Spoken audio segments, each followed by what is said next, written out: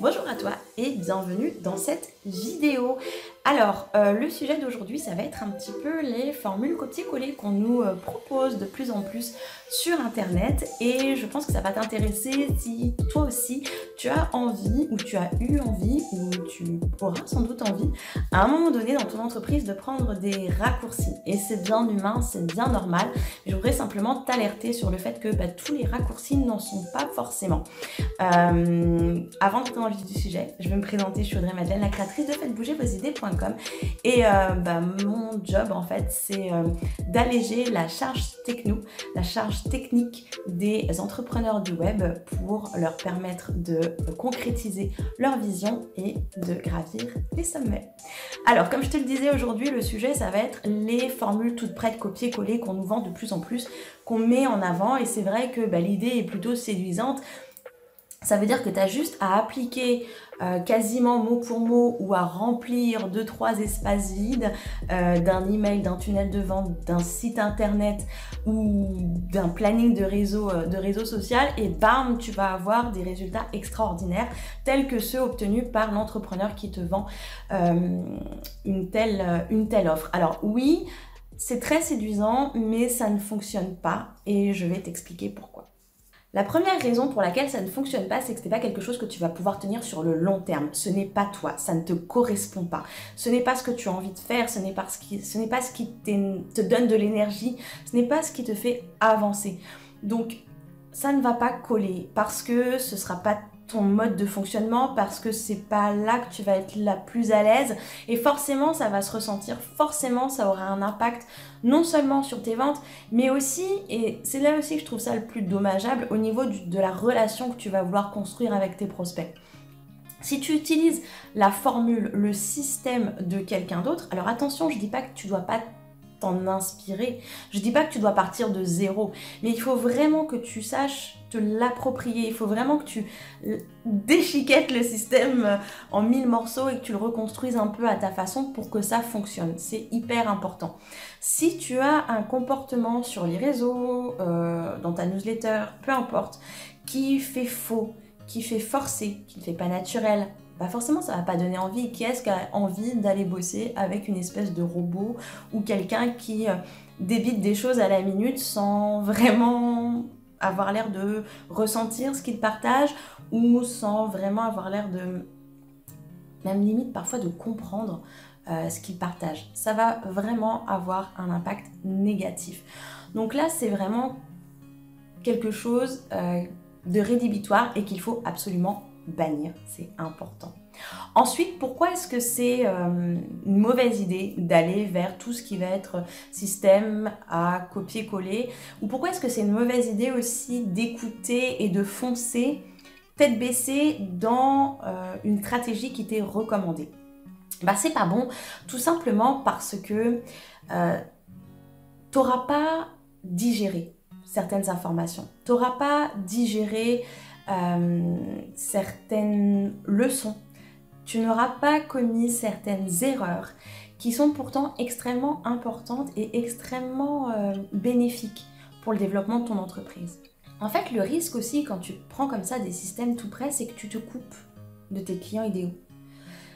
Tu te coupes de ton intuition, de tes ressentis. Tu te coupes de tout ça. Et au final, tu perds des ventes. Et c'est pas parce que tu vas dupliquer un système que tu vas forcément reproduire les mêmes résultats.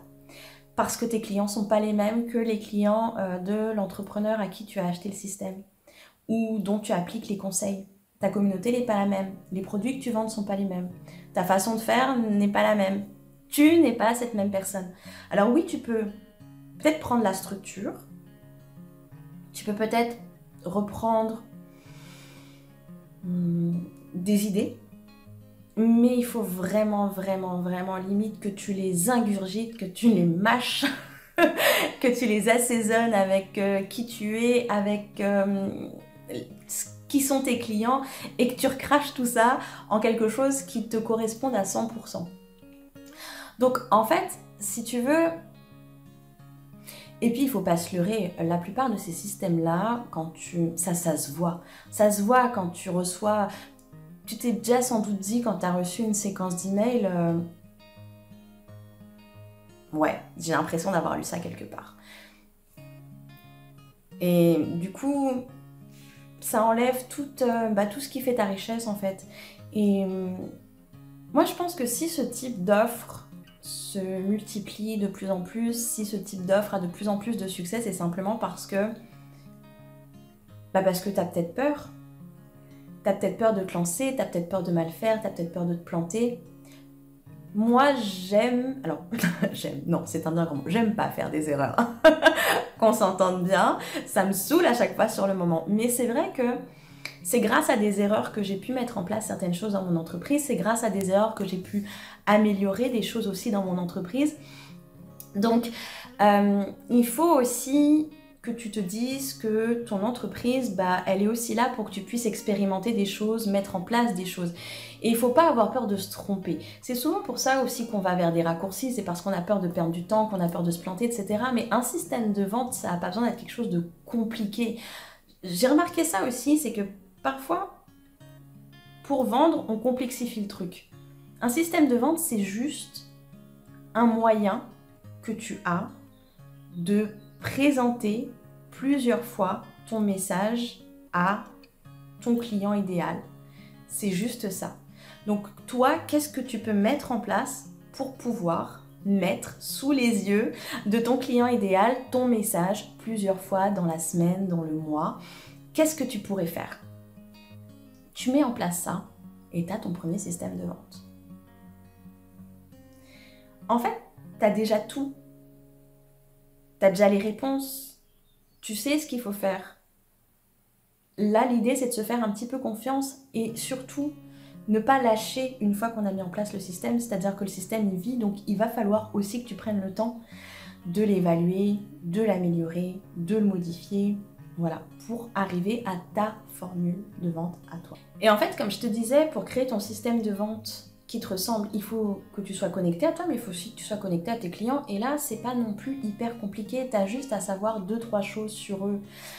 Au-delà du super portrait du client idéal, ce qui est intéressant surtout, c'est de savoir où est-ce qu'ils en sont au niveau de leur processus de développement, d'évolution, de leurs besoins. Est-ce qu'ils en ont pleinement conscience? Est-ce qu'ils n'en ont pas vraiment conscience?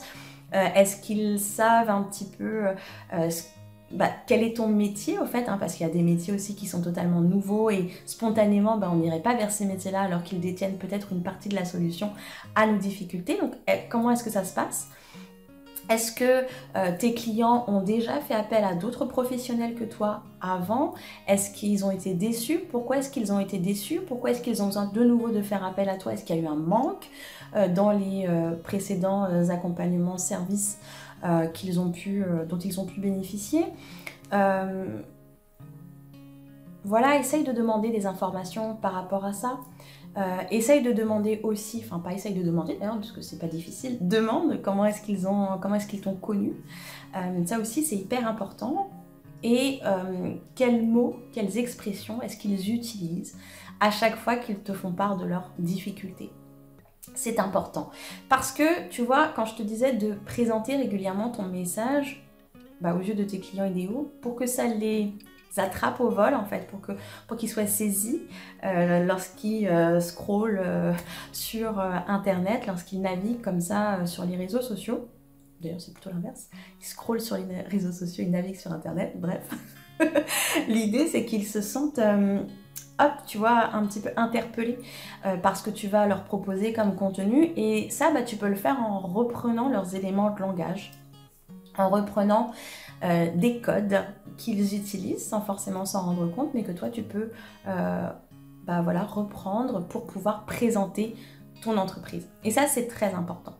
Donc tu vois, ce sont des questions simples qu'il faut régulièrement poser parce que les choses évoluent. Et grâce à ça, tu auras des éléments qui te permettront de créer un système de vente beaucoup plus efficace. Je vais te donner un exemple. Par exemple, moi, je crée des sites internet, entre autres. Et on pourrait se dire, rien n'est plus remplaçable, interchangeable qu'un créateur de site avec un autre. Et en fait, pas du tout. Parce que figure-toi qu'il y a des créateurs de sites qui vont avoir une touche, une spécialisation web marketing. Il y a des créateurs de sites qui vont être hyper techno. Il y a des créateurs de sites qui vont avoir une fibre artistique. Et en fonction de ce que le client va rechercher, en fonction de ses sensibilités, en fonction de ses besoins, il va s'orienter vers une personne ou une autre. Voilà. Pareil, si tu es photographe, est-ce que les personnes vont être plus stressées à l'idée d'organiser la séance? Est-ce qu'ils vont être plus stressés à l'idée de se retrouver derrière un objectif? Qu'est-ce qui va leur poser le plus de problèmes, le plus de difficultés lors de la séance et dans la préparation de la séance photo? En fonction de ça, tu vois bien que ce sur quoi tu vas mettre l'accent dans son système de vente ne sera pas le même que le voisin, en fonction de qui tu veux attirer et de là où sont tes forces aussi.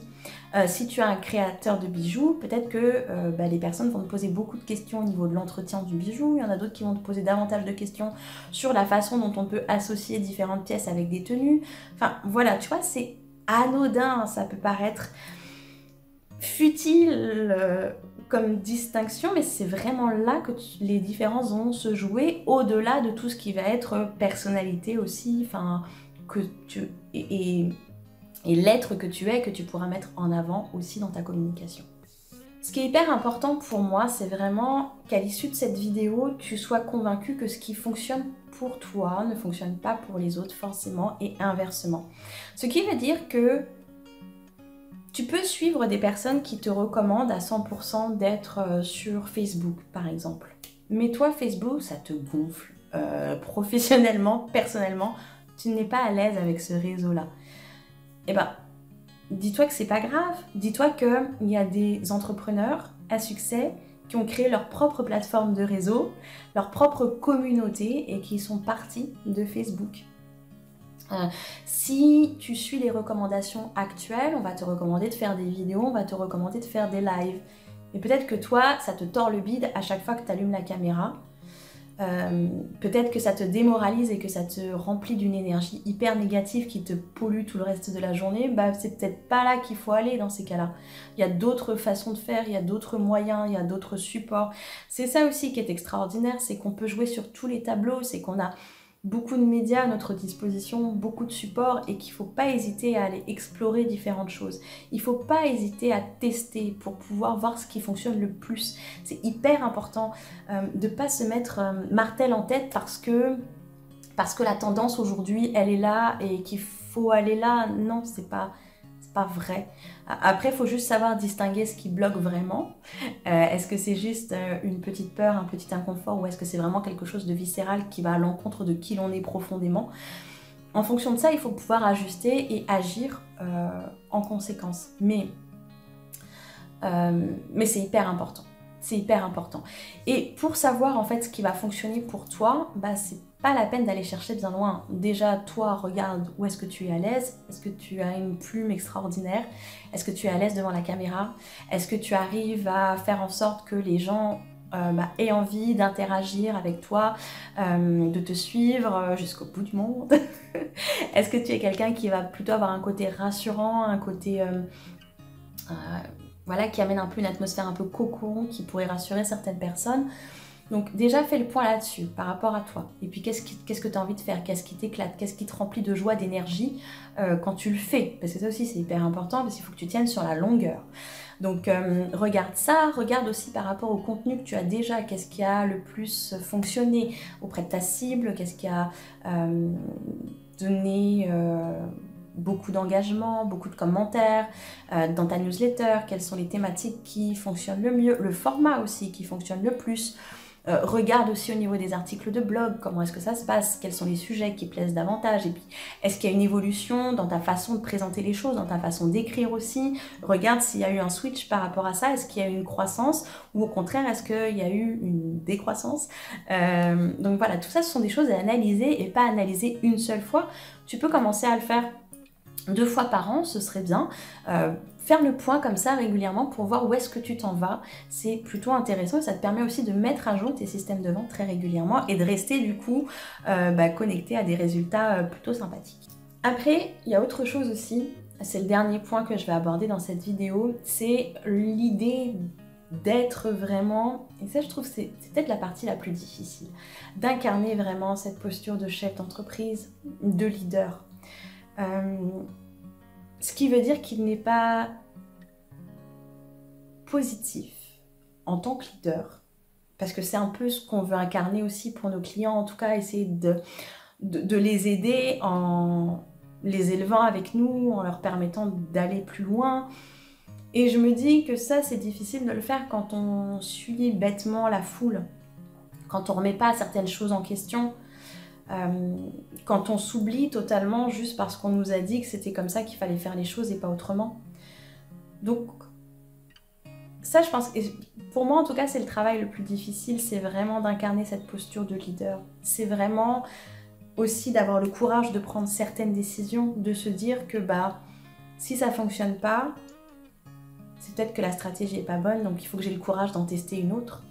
Si ça fonctionne pas, c'est peut-être parce que je me suis peut-être plantée de cible. C'est que la communauté avec laquelle j'ai commencé à travailler au départ, quand j'ai commencé à travailler, à lancer mon entreprise, elle est peut-être plus la bonne pour moi.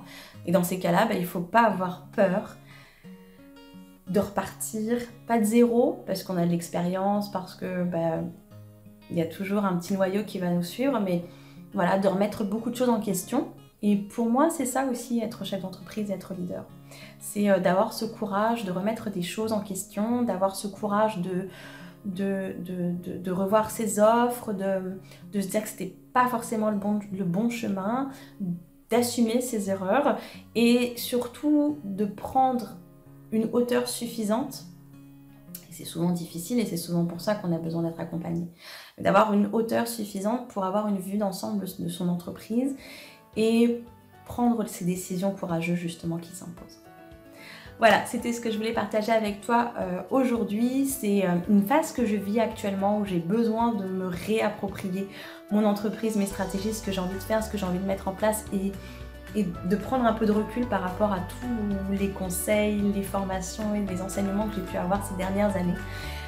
Et je me dis que c'est peut-être quelque chose que certains d'entre vous vivent et que c'est l'occasion de partager tout ça avec vous. Si ça vous a plu, n'hésitez pas à vous abonner à ma chaîne et puis je vous dis à très vite pour une prochaine vidéo. Bye bye.